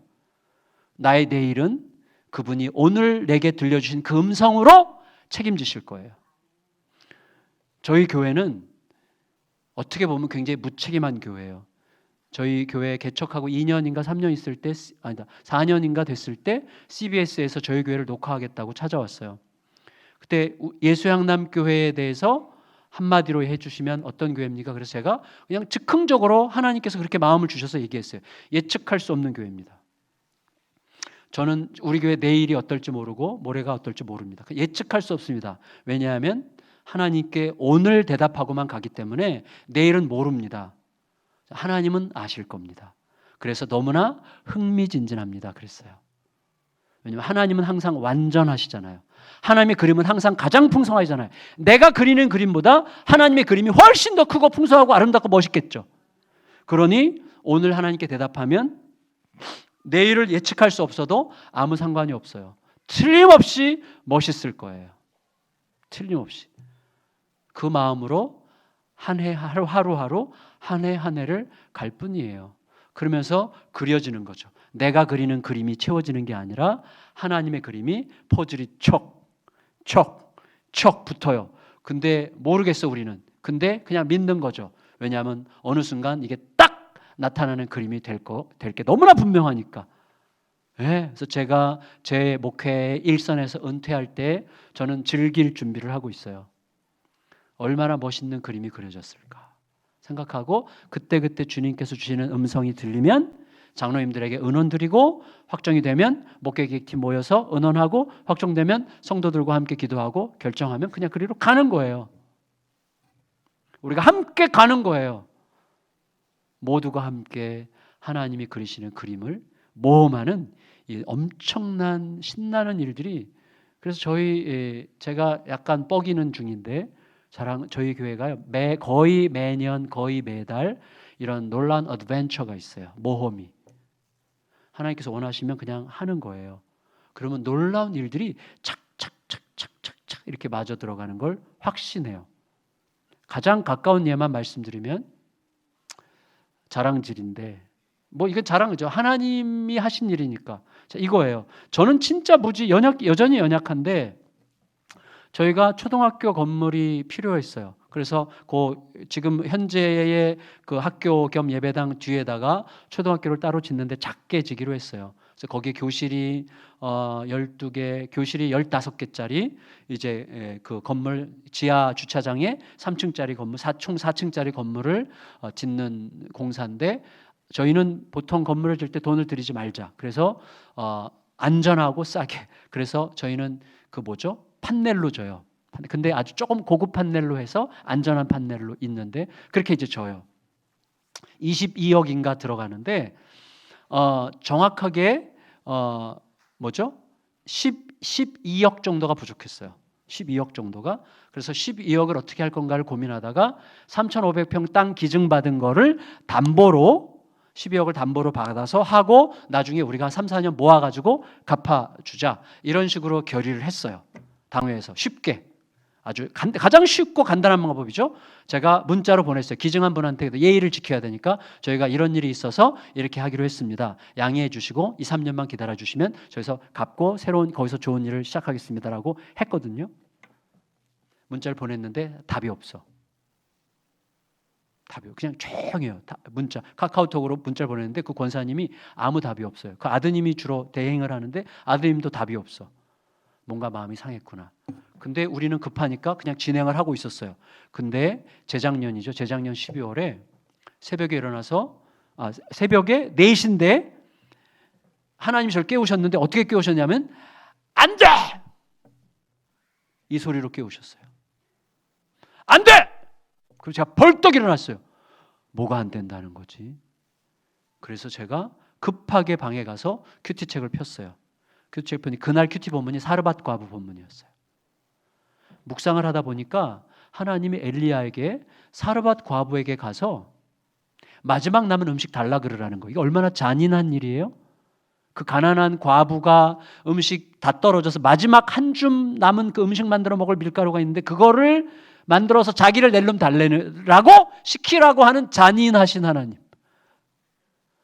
하나님이 사랑의 방식으로 하는 게 아니라면 잔인할 뿐이죠. 하나님이 왜 그렇게 하셨을까? 우리는 알고 있죠. 결론을 아니까. 근데 결론을 모를 때는 미친 짓이죠. 어떻게 그 가난한 과부한테 가서 그 마지막 남은 음식을 달라 그럽니까? 결론을 알기 전에는 미친 짓이에요. 저도 똑같았어요. 그래서 그날 내가 두려워하고 있구나. 성도들에게 이전에 건물 건축하느라 고생을 많이 했기 때문에 이제는 성도들에게 부담을 주지 않으려고 내가 쉬운 길로 가는구나. 성도들과 나누지도 않았거든요. 쉽게 그냥 가려고 성도들에게 말하라고 하시는구나. 그래서 제가 장로님들에게 은원도 안 하고요. 곧바로 그 기증하는 권사님께 문자로 보냈어요. 권사님 정말 죄송합니다. 제가 그 땅 담보로 대출 받으려고 저희가 결정했던 거 취소하겠습니다. 장로님들께는 아직 허락을 안 받았지만 제가 욕먹을 각오로 지금 이 아침에 하나님께서 주신 말씀이 확실한 것 같아서 문자를 보냅니다. 좀 믿음으로 기다려 주시기 바랍니다. 그 땅을 담보물로 쓰지 않겠습니다라고 보냈는데 보내자마자 1분 만에 답이 왔어요. 고맙습니다. 제가 이거 문자 이렇게 결정 안 했으면 큰일 날 뻔했구나 라는 생각을 제가 하게 됐어요. 그리고 장로님들 모셔서 얘기를 했어요. 그리고 그러면 목사님 성도들에게 이야기합시다. 그 말씀 저희도 동의가 되는데 성도들에게 그냥 그대로 알려줍시다. 그래서 제가 그동안 어떤 일이 있었고 어떻게 진행이 됐고 또 어떻게 해서 대출받기로 했는데 이런 부담이 있어서 이렇게 해서는 깨우셔가지고 이렇게 묵상을 했더니 이렇게 됐고 그래서 장로님들이 의논해서 했더니 이렇게 하라 그래서 이렇게 하는 겁니다. 여러분 기도해 주십시오. 그랬어요. 그리고 그 다음해 4월 말까지 잔금 12억을 해야 되는 거예요.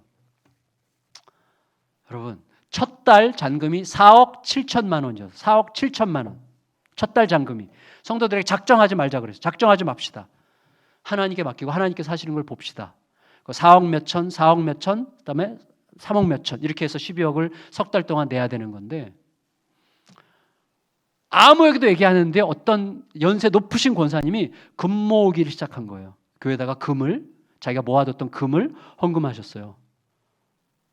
그 소문이 퍼져가지고 이제 성도들이 막 금 모으기를 하는 거예요. 이게 자발적으로. 근데 첫 달에 성도들이 평소에 하는 모든 헌금 그대로 그거보다 좀 더 하셨어요. 경상비 헌금 평소보다 좀 더 하시고 그리고 첫 달에 건축 헌금으로 성도들이 자발적으로 한 헌금이 정확하게 4억 7,600만 원이에요. 누구도 계산하지 않아요. 4억 7천을 내야 되는데 4억 7,600만 원. 그 다음 달도 정확하고 그 다음 달도 정확해서 12억 2천만 원인가 내야 되는데 12억 3천만 원이 헌금이 됐어요. 성도들이 다시 한번 깜짝 놀랐어요. 그리고 작년 2019년 결산하는데요. 건축 헌금 빼고 다른 경상비 헌금은 그 전해보다 2억을 더했더라고요. 성도들이. 그 와중에 저희가 80명을 내보내서 분리개척을 시켰어요. 성도들이 그런 과정을 통해서 하나님을 느끼는 거예요. 자기들의 삶에서도 똑같이 해. 우리 가정에 이런 문제 하나님 앞에서 제대로 가자. 하나님께 여쭙고 가자. 그렇게 가는 거예요. 성도 여러분, 우리의 전제로 사는데 우리는 너무너무 익숙하고요. 내 전제와 내 그림으로 하나님을 끌어들이는데 너무나 익숙해요. 내 전제를 날마다 내려놓고 날마다 죽여주세요. 주여, 내 그림을 내려놓습니다. 내 전제를 내려놓습니다. 주여, 말씀하옵소서. 주의 종이 듣겠나이다. 그 말로 빛이 있으라 하심에 빛이 있게 하신 그 창조의 능력이, 그 말씀이 우리 속에 들어오면 내 안에서, 우리 가정 안에서 새 창조가 일어나는 거예요. 그 은혜로 충만한 날들을 살아가시는 우리 남원교회 모든 성도 여러분, 이 복된 교회 되시기를 예수님의 이름으로 축원합니다.